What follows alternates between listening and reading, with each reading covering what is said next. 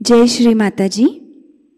उपस्थित सहयोगी भाई बहनों का हार्दिक स्वागत है। सामूहिक बंधन लेंगे।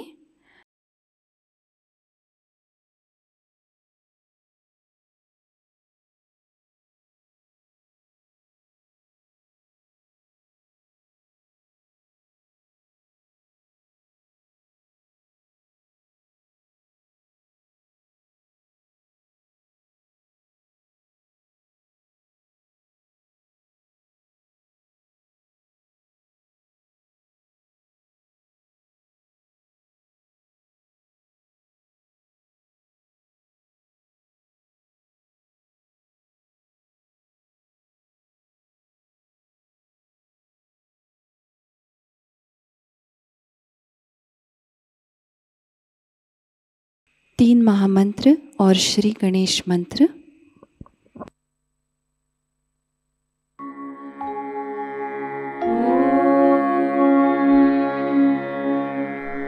त्वमेव साक्षात् श्री महालक्ष्मी महासरस्वती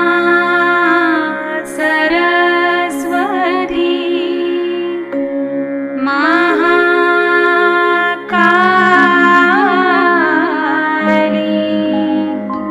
त्रिगुणात्मिका कुंडलिनी साक्षात् श्री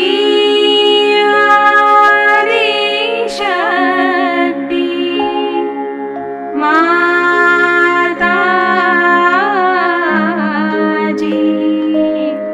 श्री निर्मला देवी नमो नमः।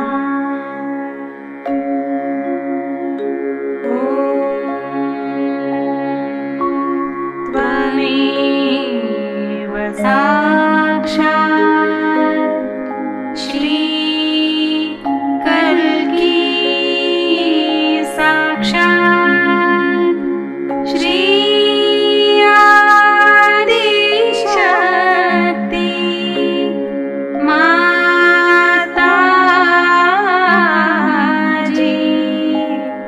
श्री निर्मला देवी नमो नमः।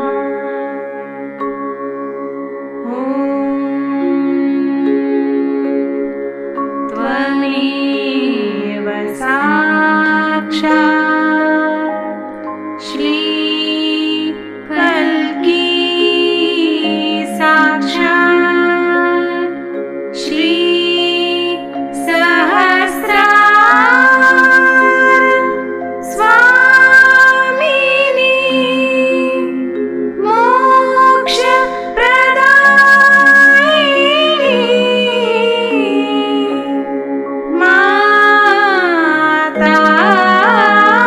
माताजी श्री निर्मला देवी नमो नमः।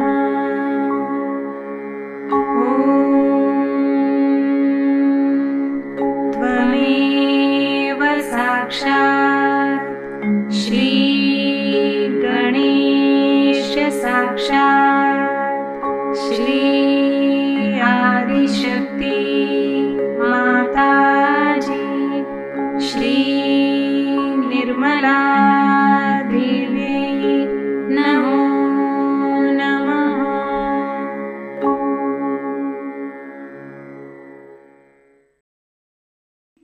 श्री माता जी, कृपावंत होकर हमारे आत्म साक्षात्कार को दृढ़ कर दीजिए।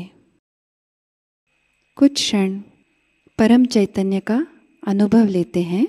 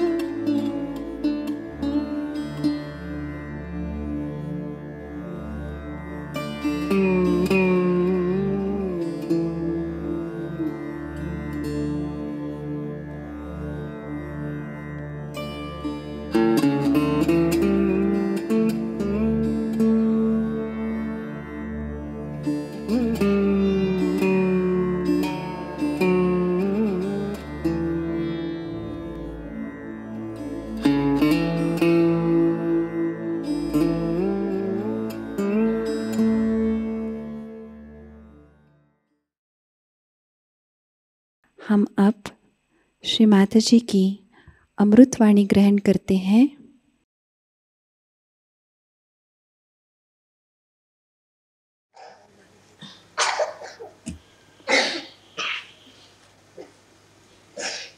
सत्याला शोधणाऱ्या आपण सर्व साधकांना आमचा नमस्कार. सत्याबद्दल सांगायचं तर सत्य आहे तिथे आहे, ते आपण बदलू शकत नाही. मानवी कल्पनेने ते आपण आकलन करू शकत नाही. ते मनुष्याच्या बुद्धीच्या पलीकडे, मानव चेतनेत आपण ते जाणू शकत नाही. जर ही गोष्ट आपण लक्षात घेतली तर अध्यात्म काय ते आपल्या लक्षात येईल. अध्यात्म म्हणजे आत्म्याचं ज्ञान. ते झाल्याशिवाय कोणती अंधश्रद्धा ठेवून, कोणची धारणा धरून हे कार्य होत नाही. त्याला कुंडलिनीचं जागरण हेच एक विधान सांगितलेलं आहे. ज्ञानेश्वर हे नाथपंथी आहे. नाथपंथीयांमधली परंपरा अशी की एका गुरुला एकच शिष्य असायचा आणि त्या गुरुनी एका शिष्याला जागृती द्यायची आणि सगळं हे ज्ञान सांगायचं. पण ज्ञानेश्वरांनी 12व्या शतकात एक मोठी कामगिरी केली की आपले गुरु म्हणजे त्यांचे ज्येष्ठ बंधू श्री निवृत्तीनाथ यांना परवानगी मागितली की मला कृपा करून एवढी आपण परवानगी द्या की हे जे काही मी जाणतो कुंडलिनीबद्दल ते मी स्पष्ट रूपाने लोकांना सांगू शकतो. नुसतं सांगण्याची मला परवानगी द्या. मी कुणाला शिष्य करणार नाही, पण मला फक्त ही सांगण्याची एकदा आपण परवानगी दिली तर मला सार्थक वाटेल. त्यांनी ही परवानगी त्यांना दिली आणि त्यामुळे 12व्या शतकातच ज्ञानेश्वरी लिहिताना 6व्या अध्यायात त्याने कुंडलिनीचं वर्णन केले. पण धर्म मार्तंडांना त्यातलं काही गम्य नव्हतं, म्हणून त्यांनी असं सांगितलं की हा निषिद्ध आहे, 6वा अध्याय वाचायचा. त्यामुळे लोकांना कुंडलिनीबद्दल ज्ञान झालं नाही. पण त्यानंतर रामदास स्वामींनी कुंडलिनीबद्दल बरंच सांगितलं की रामदासांची बुद्धी केवढी पवित्र असली पाहिजे. त्यांनी स्पष्टपणे सांगितलं की कुंडलिनीचं जागरण हे आवश्यक आहे, त्याशिवाय आत्म्याचं ज्ञान मिळत नाही, अध्यात्म बनत नाही. त्यांना कोणी विचारलं की किती वेळ लागतो कुंडलिनीच्या जागरणाला. त्यांनी सांगितलं तत्क्षण, पण घेणारा तसा पाहिजे आणि देणाराही तसा पाहिजे. त्यात आपण असं समजलं पाहिजे की जर तुम्ही कोणतंही कार्य अंधश्रद्धेने केलं तर त्यात विश्वास ठेवून ती श्रद्धा चुकीची आहे. पण शास्त्रीय दृष्ट्या असा विचार केला पाहिजे की आम्ही जे म्हणतोय ते खरं आहे की नाही ते पडताळून पाहिलं पाहिजे. कोणी म्हणतात देवच नाही, हे फार अशास्त्रीय. देव नाही असं म्हणणं हे चुकीचं आहे, कारण तुम्ही त्याचा पत्ता लावला का? तुम्हाला कळलं का देव आहे किंवा नाही? जोपर्यंत तुम्ही त्याचा पत्ता लावला नाही तेव्हा सरळ मोगम सांगायचं देवच नाही, हे एक प्रकारे माझ्या मते फार मोठं असत्य. फार असं म्हणता येईल की आम्हाला देव आहे किंवा नाही हे माहिती. आइन्स्टीन सारख्या एवढ्या प्रवीण आणि गाजलेल्या सायंटिस्टने सुद्धा देवाला कधी असं म्हटलं नाही. न्यूटनने असं म्हटलं नाही. कोणत्या सायंटिस्टने असं म्हटलं नाही की देव नाही, कारण ते खरे सायंटिस्ट होते. पण ते अर्धवट आहेत, त्यांना जे तोंडाला येईल ते बोलत असतात. आता दुसरं सांगायचं म्हणजे असं की अंधश्रद्धेबद्दल सुद्धा आपल्याला पूर्ण माहिती असायला पाहिजे. ती म्हणजे अशी की अंधश्रद्धा 4 प्रकारची असते. म्हणता येईल की श्रद्धा ही 4 प्रकारची असते. एक म्हणजे ती जी तामसिक ही अंधश्रद्धा आहे. कारण कोणी मनुष्य रस्त्यावर बसला, तो जेलमधून सुटून आलेला असला आणि त्यांनी जर भगवी वस्त्र घातले तर लागले आपण त्याला बोलायला. हे कार्य संतांनी केलं आहे, कारण संतांच्या जवळ डोळ श्रद्धा होती. हे कार्य एड्या गबाळाचे नव्हे, त्याला पाहिजे जातीचे. संतांच्या शिवाय कुणाला कळणारच नाही की कोणची श्रद्धा खरी आणि कोणची खोटी. हा निरक्षीर विवेक फक्त संतांना माहिती. दुसरी म्हणजे त्याला आपण म्हणू राजश्रद्धा. म्हणजे आता एखादा पोलीस ऑफिसर म्हणून उभा झाला किंवा एखादा मिनिस्टर म्हणून उभा राहिला तर त्याच्यावर श्रद्धा ठेवली. मग तो कसाही असे नका, तो प्रतिष्ठित असो वा नसो, भ्रष्टाचारी असो वा नसो, पण अशी आपली श्रद्धा असते. राजारामासारखे एवढे महान पुरुष तुम्हाला लाभले, असे असताना तुम्ही जर त्यांच्या श्रद्धा ठेवली तर ती सात्विक श्रद्धा. रामदासांवरती केलेली श्रद्धा ती सात्विक. कारण त्यांचं आयुष्य कसं होतं, त्यांचं चरित्र कसं होतं. जे संत होऊन गेले तुकारामासारखे, त्यांना शिवाजीने नजराणा आणला, आणखी इतके दागिने आणले, ते सगळे त्यांनी परत करून. अशी आहेत का माणसं आज? अशी संतांसारखी माणसं आज जगात मला तुम्ही दाखवा, विशेषतः आपल्या महाराष्ट्रात तर शोधून सापडणार. अशा संतांनी जे कार्य केलं ते संतांचं खरं कार्य, आणि त्यांच्यावर श्रद्धा असणं ही सात्विक श्रद्धा. ज्या माणसांनी असं विशेष कार्य केलं असेल, त्यांनी जगाचं कल्याण केलं असेल, त्यांच्याबद्दल श्रद्धा असणे ही सात्विक श्रद्धा. आणि जेव्हा अशी सात्विक श्रद्धा आपल्यामध्ये आपण बाळगतो तेव्हाच त्याच्यावरची पायरी म्हणजे डोळस श्रद्धा आपल्यामध्ये येते, जी संतांना होती. संतांना जी डोळस श्रद्धा होती त्या श्रद्धेमध्ये ते जाणत होत, त्याला माहित होतं खरं आणि खोटं काय. आपल्याला अजून केवळ सत्य असं काही माहितीच नाही. जर माहित असतं तर इतकी भांडणं कशाला झाली असती, इतका उपद्व्याप कशाला झाला असता. अनेक तऱ्हाच्या धारणा, अनेक तऱ्हाच्या अशा काढायच्या, कोणाला जे सुचलं ते काढतात. आता हे अंधश्रद्धे निर्मूलनावर तर मला बोललंच पाहिजे, कारण त्यांनी आम्हाला भयंकर त्रास दिलेला, स्पेशली तुमच्या या सातारा जिल्ह्यात. ह्या रामदासाच्या तुमची लायकीच त्यांनी कमी करून ठेवली, कारण स्वतः नालायक लोक आहेत. त्यांच्यामध्ये काही लायकी असती तर त्यांच्याशी बोलणं तरी केलं असतं, पण थोडं बहुत शिकलेले लोक आहेत, काही त्यांना ज्ञान नाही, काही नाही. एक गृहस्थांच्या बद्दल लिहून आलं की रिकाम टेकडे, त्यांची बायको खूप पैसे उकळते, तिने हॉस्पिटल घातल्या, पैसे उकळते आणि रिकाम टेकडा मनुष्य निर्मूलनाचं कार्य करते. हे काय कार्य करणार निर्मूलनाचं? तसेच अनेक तऱ्हेचे विचित्र लोक या निर्मूलनाच्या कार्यात गेले आहेत, पण मुलांना मात्र जपून ठेवा. अशीच एक टू इंग्लंडला आधी सुरुवातीला काढली, त्याचं नाव अँटी कल्चर, म्हणजे संस्कृतीच्या बाहेर जायचं होतं. म्हणा संस्कृतीचे त्रास होते, प्रत्येकाने सूट घातला पाहिजे, प्रत्येकाने टेल कोट घातला पाहिजे, वगैरे वगैरे अनेक प्रकार. पण ती टूम काढल्याबरोबर सगळ्या मुलांनी शाळा बिळा सोडल्या आणि त्याच्यात भरती झाली. ओरडा आरडा, इकडे जाणं तिकडे जाणं, जबरदस्ती, हे सगळं मुलांनी शिकून घेतलं. अभ्यास सोडला, स्टडी सोड.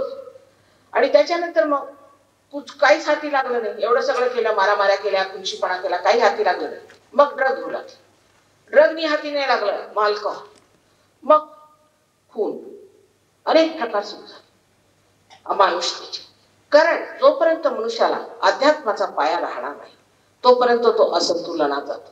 कोणत्याही माणसाला तुम्ही जर 100 रुपये दिले तर तो त्याचं काहीतरी वाईटच करणार, दारू तरी पी, काहीतरी घाणेरडा प्रकार करणार. पण जर एखाद्या संताला दिले तर तो सत्कारणी लागणार, काहीतरी सत्कारणी कार्य करणार आहे. म्हणून अध्यात्माचा पाया फार जरुरी आहे, आणि तो आल्याशिवाय कोणी म्हटलं की आम्ही निर्मूलन करतो तर करू शकत नाही, आणि तसंही करू शकत नाही. उदाहरणार्थ मी आपल्याला सांगते एक गोष्ट. आमच्या साहेबांच्या ऑफिसमध्ये एक गृहस्थ होते, निंबाळकर, आणि त्यांचा एक मुलगा होता, तो फारच रात्री होता. तर त्यांनी त्याला जहाजावर पाठवलं. त्याला जहाजावर पाठवलं तिथे त्यांनी स्मगलिंग सुरू केलं. तर साहेब सांगतात त्याला मी काही ठेवू शकत नाही, आणि त्याला काढून टाकलं.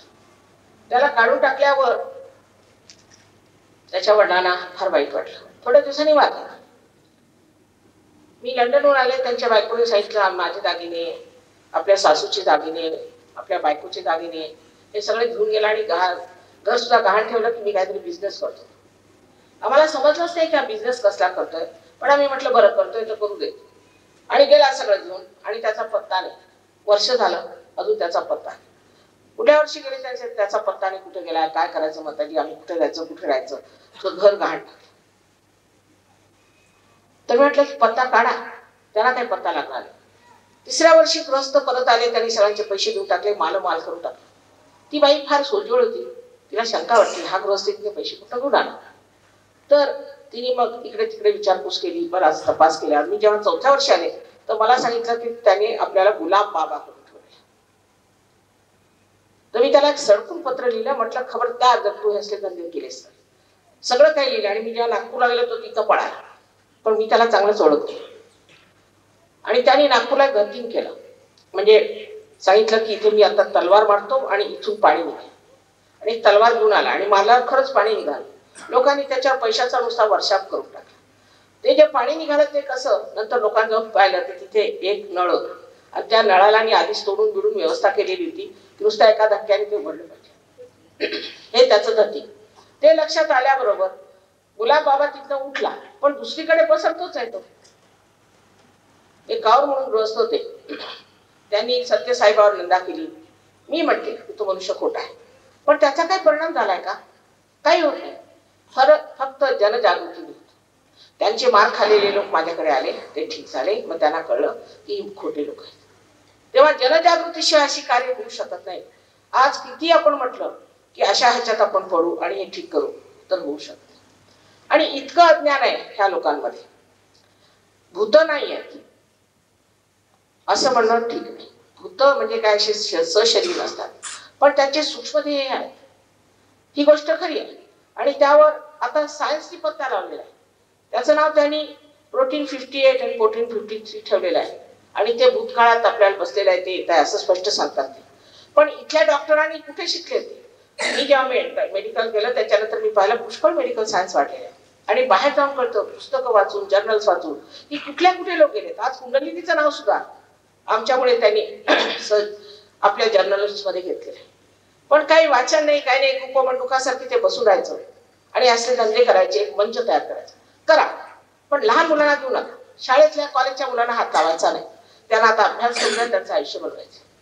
तेव्हा ह्या अशा ह्याच्यात नुसता आरडाओरडा करायला जे तुम्हाला घेऊन जातात त्यात तुम्ही पडू. आता बघा, त्यांनी अंगापूरला 5-5, 6-6 वर्षाच्या मुलांच्या हातात दगड दिले आणि दगड मारले. मला तर हेच वाटलं की त्या मुलाला कुठे न पकडून द्यावं. 500 दगड फेकले त्यांनी. त्यातले 18 जण हे परदेशी लोक, हे फार मोठमोठाले विद्वान लोक, काही मूर्ख नाही, जखमी झाले. तर दिल्लीहून CBIने पाठवले याच्यावरती की हे लोक काय करतात ते. संबंध महाराष्ट्रात काय काय चाललंय, काय काय होत आहे ते जर तुम्ही पाहिलं तर तुम्हाला आश्चर्य वाटेल की आज जर तुम्हाला काही थांबायचं असेल तर भ्रष्टाचार थांबा. मुलांना घेऊ नका. हे स्वतःला फार समजता शहाणे.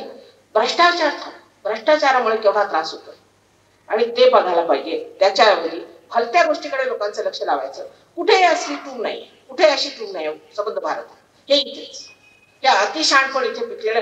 ते रामदास स्वामींच्या भूमीत ज्यांनी अशा लोकांना काय काय शिव्या दिल्या, त्यांना शिव्या येत नव्हत्या, तेव्हा त्यांनी आपल्या मनाने बनवून बनवून काहीतरी शिव्या दिल्या त्या लोकांना, मूर्खात काढल्या.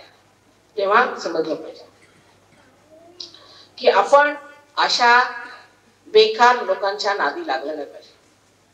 माझे यजमान शास्त्रीचे मुख्य सचिव होते आणि एक दिवस शास्त्रीची फार हसायला आले. म्हटलं झालं काय तुम्हाला? अहो म्हणे आज कमाल झाली. म्हटलं काय? इथे म्हणे अशा संस्था आहेत की जिथे लोकांना नुसतं नारेबाजी करायची, नारेला गाणेवाले. असं का? तर म्हणे की त्यांच्याजवळ सर्व तऱ्हेच्या टोप्या, सर्व तऱ्हेचे पुठ्ठ्यांवर लिहिलेलं काय असेल नसेल, प्रत्येक ह्याचं, प्रत्येक सामाजिक म्हणा किंवा राजकारणी म्हणा असं काही असलं ते आहे. मग त्यांना तेवढे पैसे द्यायचे. मग ते आपल्या टोप्या बनवतात, ते हातात घेऊन बाई ओरडत. तर मी आता गेलो म्हणे तिथे, तर ते जे नारे लावत होते ते तर बरोबर होते, पण त्यांच्या पुठ्ठ्यावर दुसरंच लिहिलं होतं, दुसऱ्याच कंपनीचे होते ते. आणि त्यांच्या टोप्या वेगळ्या. म्हटलं अरे तुम्ही टोप्या त्याच घालून आला का सकाळी घालून आला? ते म्हणा मला वेळच नाही झाला. पण अरे तुम्ही वाचलं काय त्यात काय लिहिलेलं आहे? म्हणजे अशी परिस्थिती आहे. इतका खोटेपणा जगामध्ये. ह्या लोकांनी आम्हाला दगडफेक केली, त्याबद्दल शंकाच नाही. आम्ही कुणावर दगडफेक केली नाही. काय हे कुठलं शहाणपण आहे?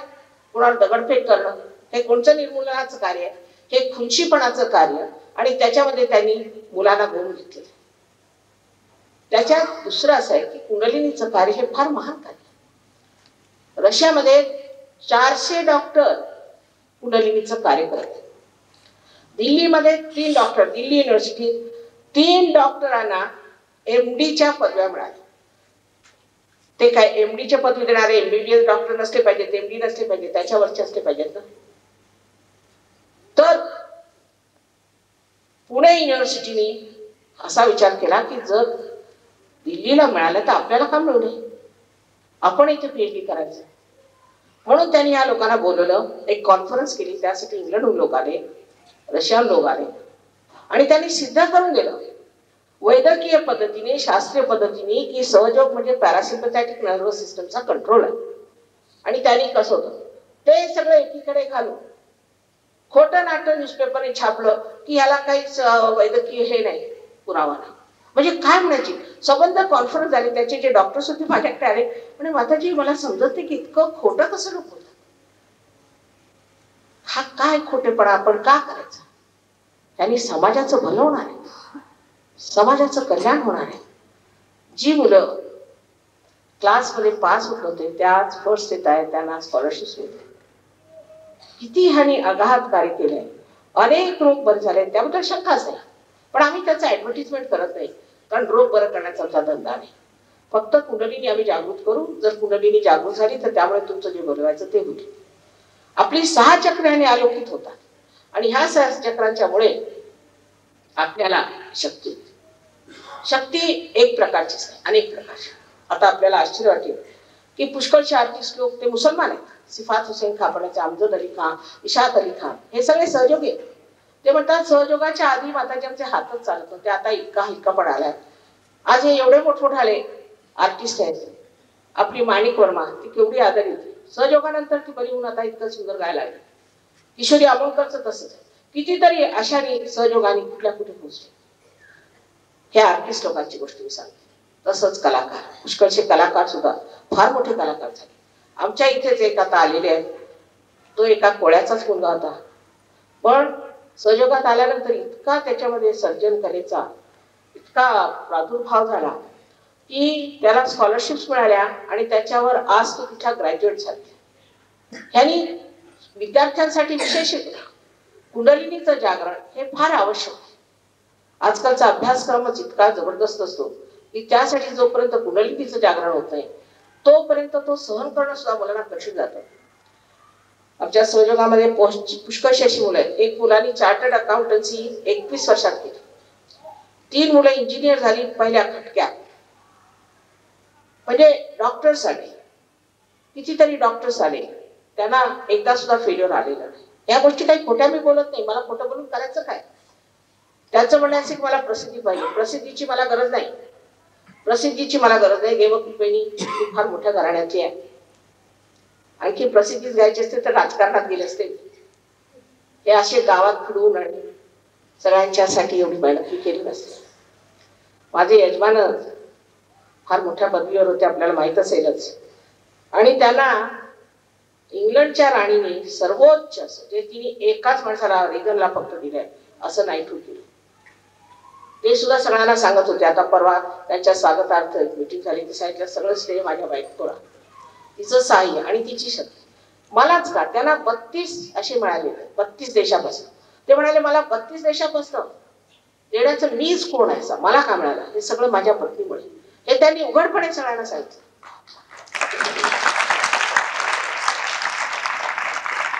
पण तरी लोकांच्या डोक्यात लख प्रकाश पडत नाही की ते आपल्या कल्याणासाठी, आपल्या भल्यासाठी.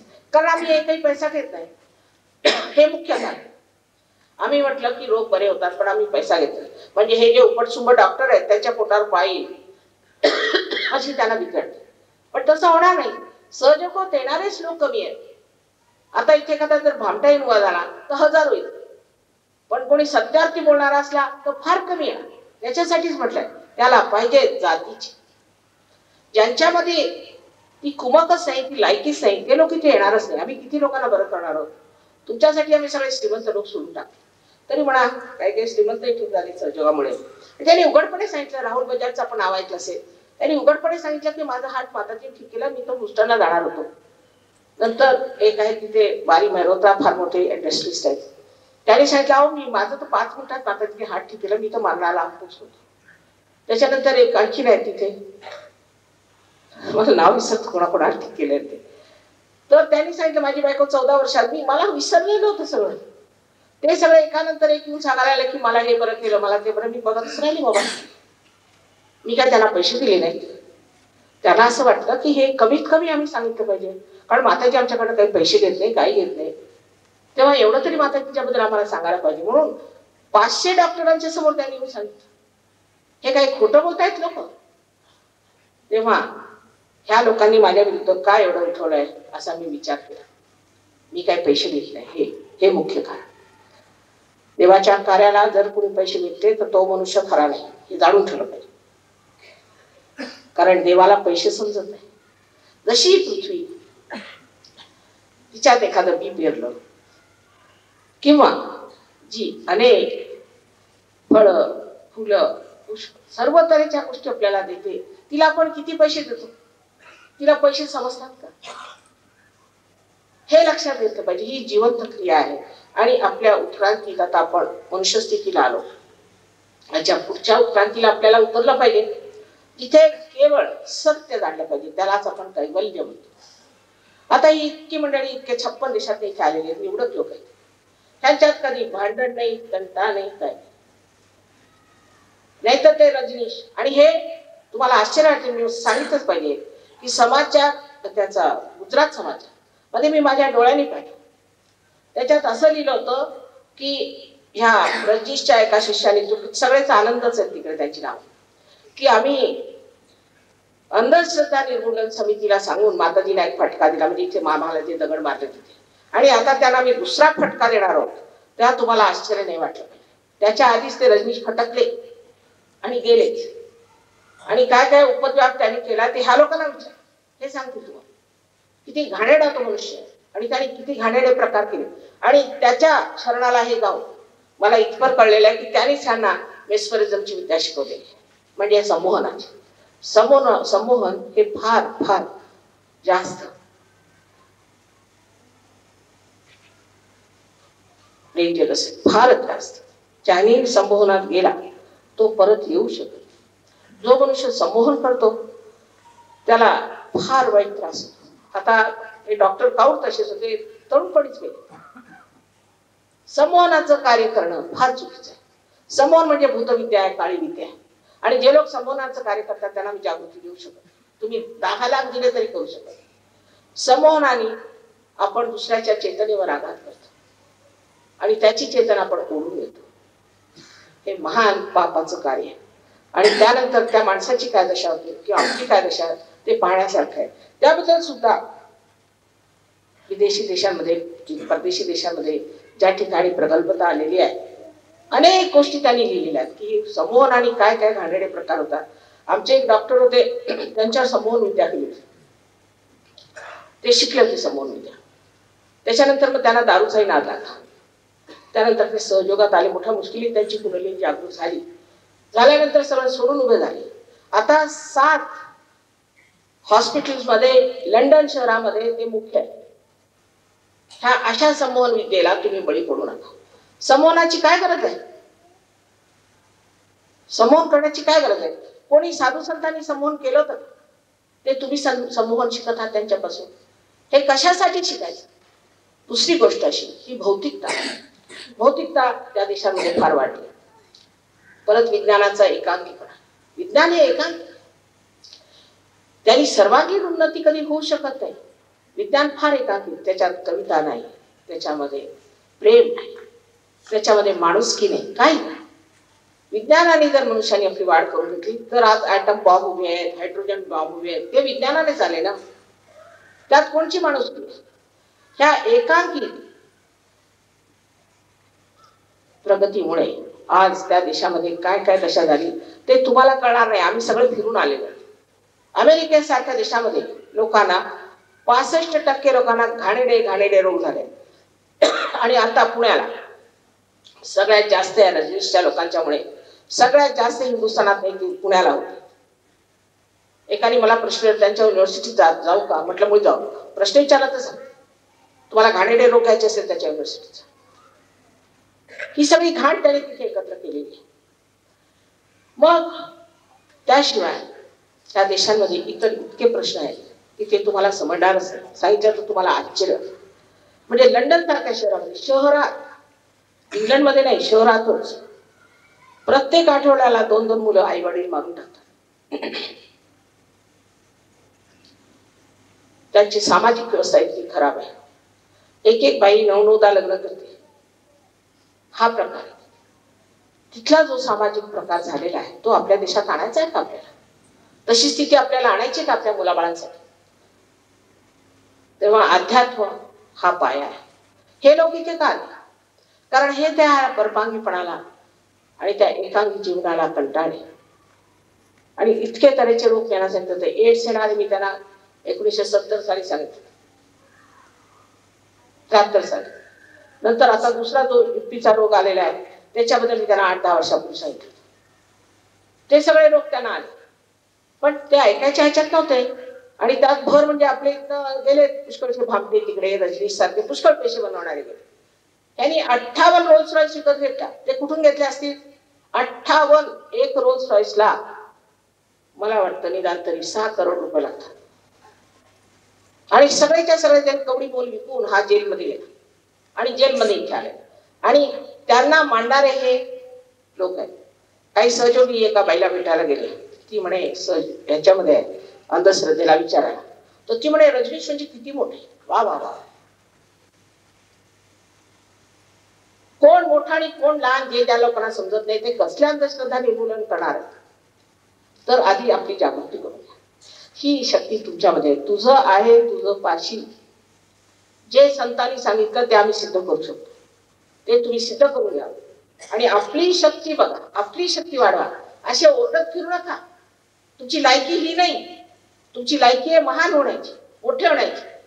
हे असल्या मूर्खपणाचे धंदे करू नका आणि याच्यात पडू नका. मी आज एका शाळेत आलेली आहे, पवित्र स्थान आहे शाळेचं. उद्या इथेच मुलं ड्रग पिऊन पडतील, इथेच मुलं दारू पिऊन पडतील आणि सर्वनाश स्वतःचा करून येतील. हे मला स्पष्ट दिसत आहे. अशा लोकांना जर तुम्ही महत्व दिलं तर काय होईल काय समजत आहे. दुसरं असं ही भूतविद्या, काळी विद्या जी आहे, म्हणजे हातात हे काढणं वगैरे, हे सगळे आहे, विद्या आहे, पण श्रद्धेचं स्थान नाही. ते ही खोटी विद्या आहे. पण हे करतात. आणि हे जेव्हा ते करतात तेव्हा अशा लोकांच्या कचाट्यात जाऊ नका. तुमच्यावर परिणाम, तुम्ही आजारी पडाल. म्हणूनच तो कौर असा मेला आणि फार वाईट परिस्थितीत मेला. आमच्या ओळखीचे विके राव आहेत, ते दिल्ली युनिव्हर्सिटीचे व्हाईस चान्सलर होते. त्यासाठी तो तडपडून मेला. त्याच्या मागे हे लोक लागलेले आहेत. तेव्हा हे पैसे कमवायचे धंदे असो किंवा काही असो, अशा वाममार्गाने तुम्ही पैसे कमवू नका. आपली आत्मधी शक्ती जे सगळ्या संतांनी सांगून दिलेलं आहे ते काय खोटाच आहे. त्यांनी कसं आयुष्यात कंटलं, त्यांनी कसे राहिले. आता असं म्हणणं की अध्यात्म आणि गरिबी हे चुकीचं आहे. आपल्या भारतातला अध्यात्म सर्व चुकीचाच आहे. कारण बहुतेक अंधश्रद्धेत गेलेला, नंतर भामटे इतके, त्यातनं भलते सलते गुरु. आता तो चंद्रा स्वामी आलेला, तो प्रसिद्ध आहे. आता त्याच्या विरुद्ध कितीतरी इंग्लंडला छापलं होतं, त्यांनी किती प्रकार केले. मग दुसरा हा मुक्तानंद. काय घाणेरडे लोक आहेत हे. ह्या सर्व लोकांच्या नादी लागून जर तुम्ही अध्यात्म मिळवायचं म्हटलं तर नाही. कोणी असं म्हणत नाही की मी तुम्हाला आत्मसाक्षात्कार, कोणी म्हणत का? कारण देतात येते त्यांना. कशासाठी? धर्म कशासाठी? धर्म तुम्ही हिंदू असा, मुसलमान असा, काही असा, ख्रिश्चन असा, सगळे पाप करू शकता. धर्म आतमध्ये तो जागृत झाला पाहिजे. जेव्हा आपल्यामध्ये धर्माची धारणा होते तेव्हा आपण कोणतंही वाईट काम करत नाही. कारण प्रकाश आत्म्याचा आपल्यात आला. समजा एक अंधार आहे, अंधारात तुम्ही आंधळे बसले, हातामध्ये साप आहे.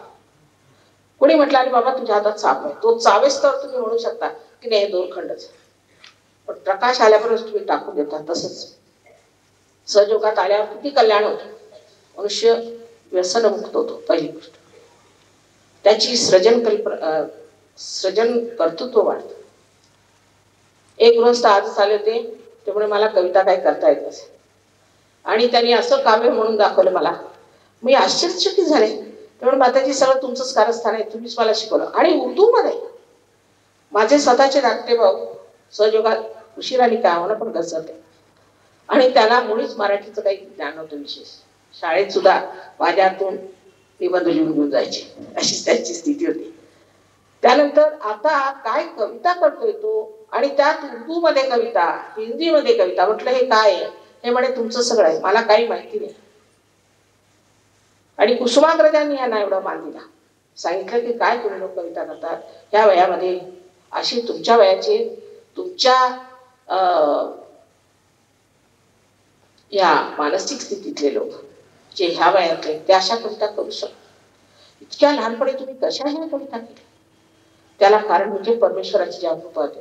अहो 23 वर्षामध्ये ज्ञानेश्वरांनी काय लिहून ठेवलंय ते तुम्हाला कळायचं नाही.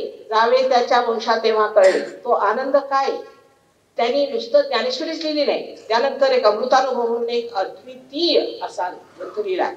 आणि आमचे सगळे सहयोगी परदेशात जाऊन वाचतात. ते वाचण्यासारखं म्हणजे इतका आनंद आहे तो, त्याच्यात इतका आनंद आहे की 2 जरी ओळ्या त्याच्या कोणी लिहू शकलं तर मी म्हणेन की काहीतरी आहे त्याच्यासारखं. पण त्यांच्यावरही घाला म्हणे, त्यांची जाऊन आम्ही समाधी उघडू की तरी समाधी घेतली गेली. जो स्वतः खोटाडा असतो तो सगळ्यांनाच खोटं समजतो, हेच ह्यातलं तथ्य. तेव्हा त्या साताऱ्यामध्ये आम्ही इतक्यात आलो आणि इथे काहीतरी पुस्तक हे मला माहित होतं आणि त्यामुळेच सगळ्यात कमी साताऱ्याला कार्य झालेलं आहे. आता तुम्हाला त्या आशीर्वादाची आठवण करून देते, जे आत्मसाक्षात्कार.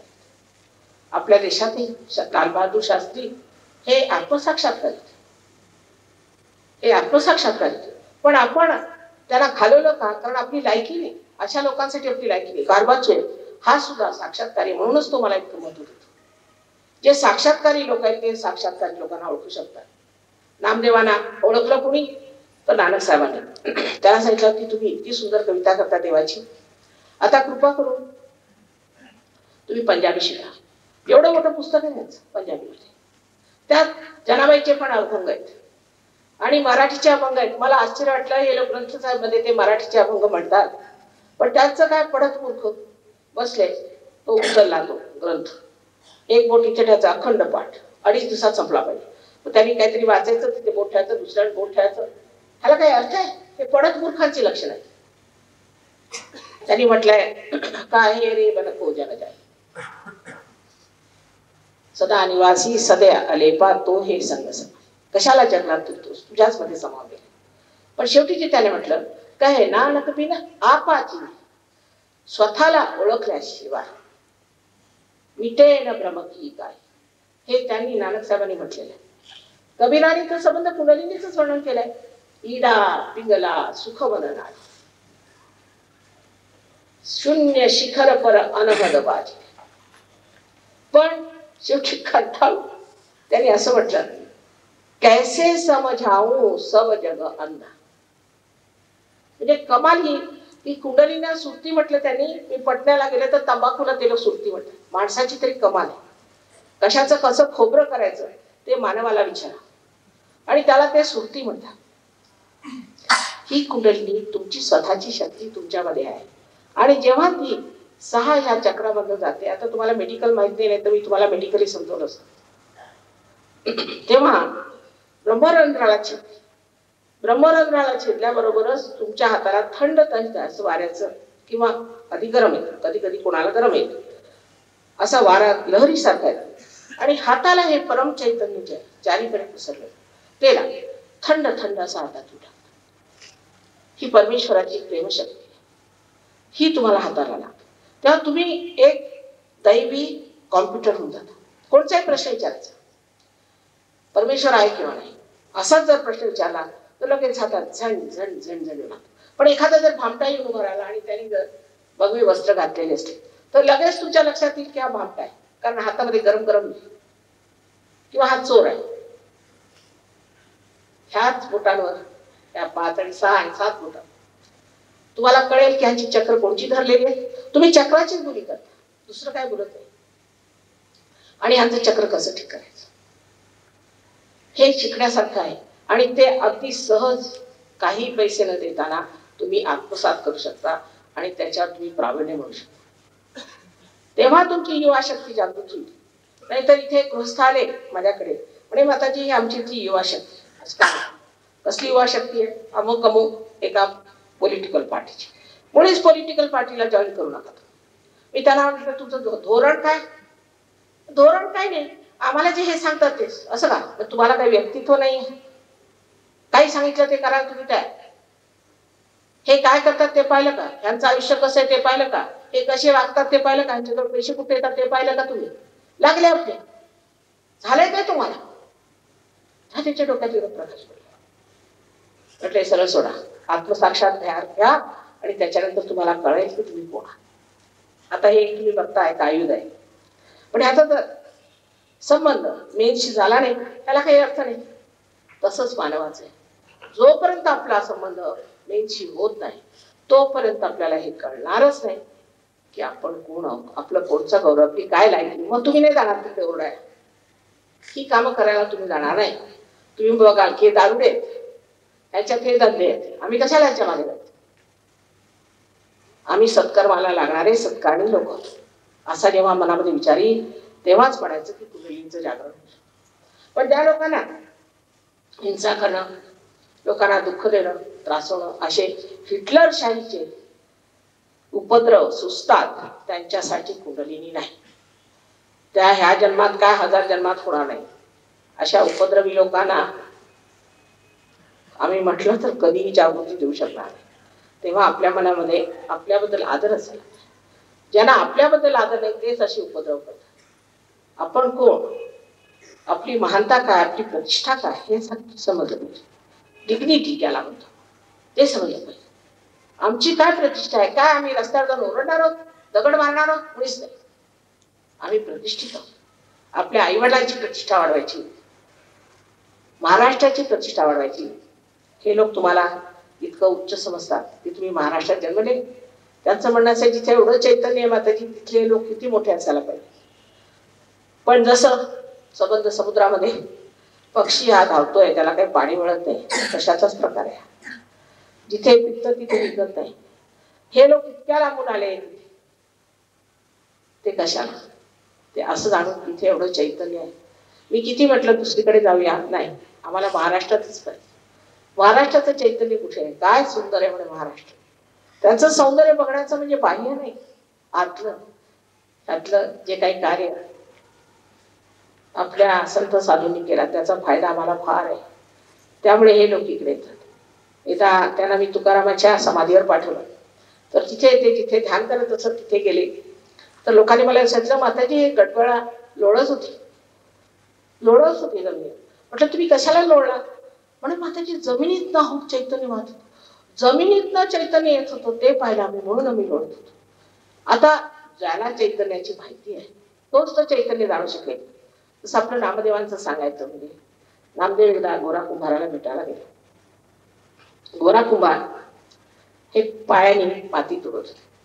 त्याच्या समोर उभे राहिले स्तंभित आणि काय म्हणतात, निर्गुणाच्या भेटी आलो सगुणाशी.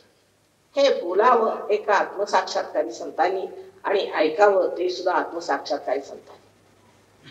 ज्यांना त्याचा प्रकाशच मिळालेला नाही त्याच्यासमोर नुसती बडबड आहे.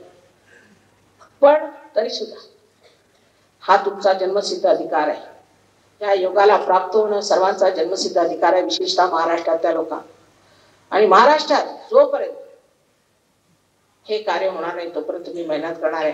जरी तुम्ही मला दगड मारले किंवा काय केलं तरी सुद्धा मी मेहनत करणार, कारण मी माझा महाराष्ट्रात जन्म झालेला आहे. आणि त्या संत साधूंना कळस चढवायचं काम माझं आहे आणि मी हे कार्य करणार. तुम्ही किती मला त्रास दिला.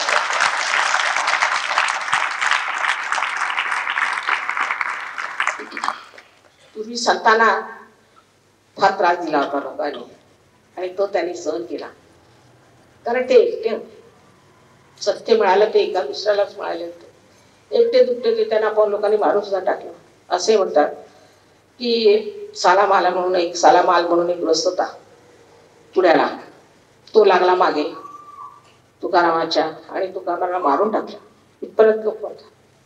किती छळलं त्याने, ज्ञानेश्वराला किती छळलं. त्याच्या पायात वाहणार नव्हते, तसेच उन्हात तानात ते जात असे.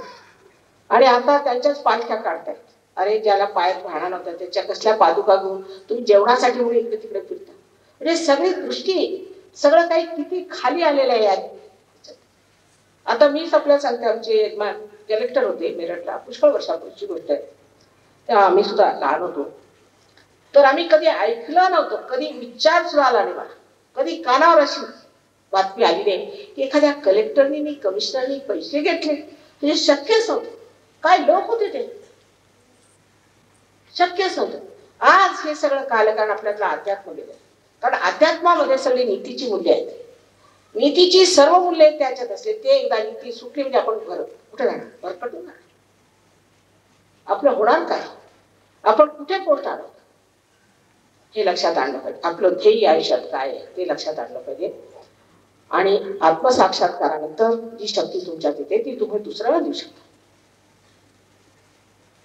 त्याच्या कृषीवर इथे फार मोठे डॉक्टर आलेले, तिलाणी येते, त्यांनी फार अनुसंधान केलेले आणि आम्ही त्याबद्दल पेपरात दिले तर कोणी छापायलाच तयार आहे. सगळ्या घाणेरड्या गोष्टी छापायला तयार आहेत. आम्ही त्याला सांगितलं की एवढं मोठं सूर्यफूल निघालं आमच्या इथे. नंतर सांगितलं की एका एकरामध्ये 60 तांदूळ पेरले, 60 किलो, आणि त्याचे 240 किलो निघाले. पण कोणी छापायला तयार नाही, येऊन पाहायला तयार. फक्त राहुरीचे लोक आले, त्यांनी पाहिलं आणि ते स्तंभित झाले. त्यांना आश्चर्य वाटलं. त्यांनी सांगितलं आम्ही असं कधी सूर्यफूल पाहिलंच नव्हतं मातेजी, केवढं बसत. अहो म्हटलं सहयोगाने सर्व होऊ शकतं. सगळ्यांवर, पशुपालनावर, प्रत्येक गोष्टीवरती ह्याचा प्रयोग हा परदेशात झालेला आहे आणि तो इथे आपण वापरू शकतो. त्यांनी सगळ्यांची स्थिती ठीक होऊ शकते. पण कोणी ऐकायलाच तयार नाही, कोणाला फुरसतच नाही आजकाल दगड मारण्यापलीकडे. हेच एक धंदे वाचलेले आहेत. हे रिकामपट्टे धंदे करू नयेत आणि आपली प्रतिष्ठा ही जाणून घेतली आणि त्या प्रतिष्ठित स्थितीला आपण उतरलो पाहिजे. आपण काय रस्त्यावर पडले नाही, वाटेल त्यांनी वाटेल ते सांगितलं तसं वागून आपली आपण प्रतिष्ठा घालवायची. मला आश्चर्य वाटतं कधी कधी की पुण्याला सुद्धा 8-10 अशी मुलं घेऊन आले होते आणि त्यांना विचारलं की अरे बाबा तुम्ही कशाला आला तिथे. नाही, आम्हाला थोडे पैसे दिले म्हणून आम्ही आलो, दुसरं काय. ही का तुमची प्रतिष्ठा झाली.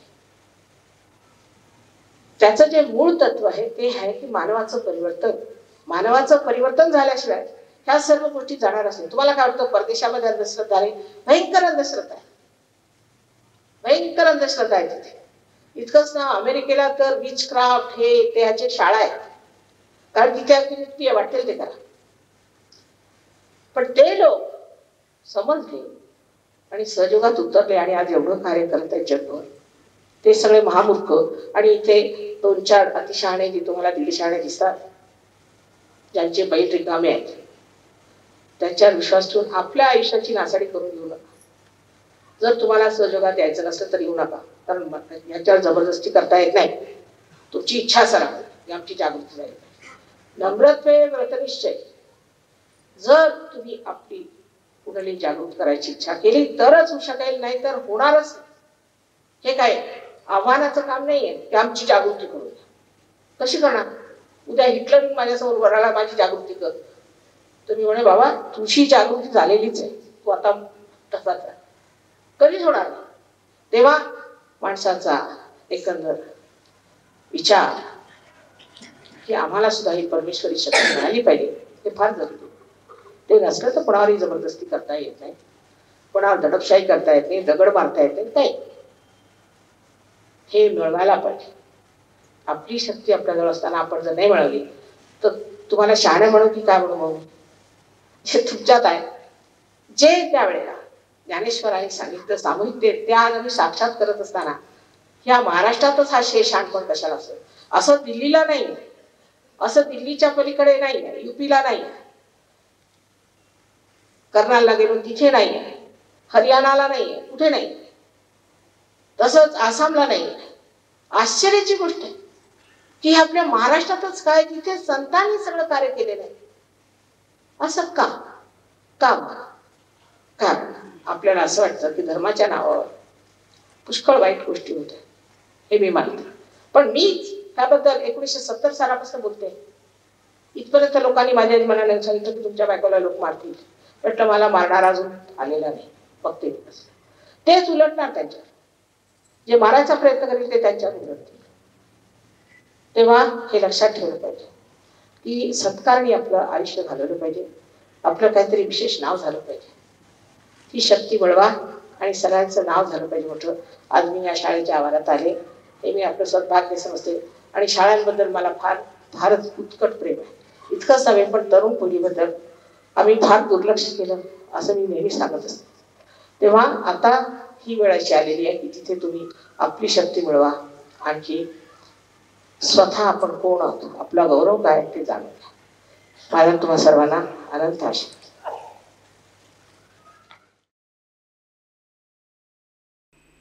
अब हम थोड़ी देर इसी स्थिति में ध्यान करते हैं.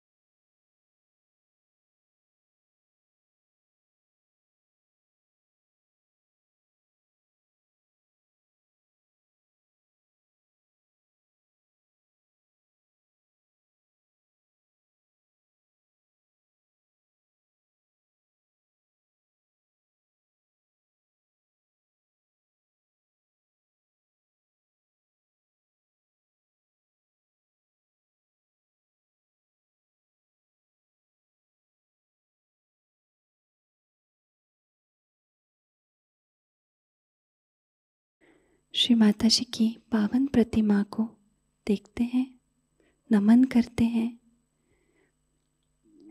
हृदय से आभार व्यक्त करेंगे और प्रार्थनाएं अर्पित करेंगे. परम पूज्य श्री माता जी, आज का सामूहिक ध्यान हम आपके श्री चरणों में समर्पित करते हैं. आज के ध्यान में आपने हमें जो निरानंद प्रदान किया, चैतन्य से आशीर्वादित कर दिया, इसलिए हम आपके हृदय से ऋणी है माँ। संपूर्ण विश्व में विश्व निर्मल धर्म प्रस्थापित करने हेतु कृपा कर हमें सहयोग प्रचार प्रसार का शुद्ध एवं प्रभावी माध्यम बनाइएगा। हमारी सभी प्रार्थनाओं का स्वीकार कर हमें आशीर्वादित करने की कृपा कीजिए श्री माता जी। अब हम सामूहिक बंधन लेते हैं।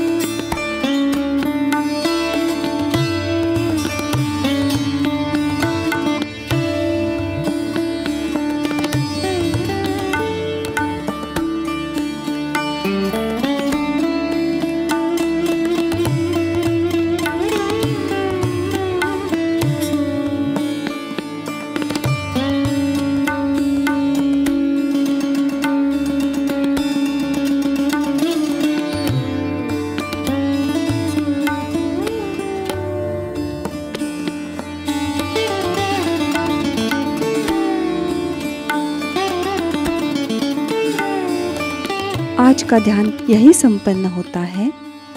जय श्री माता जी।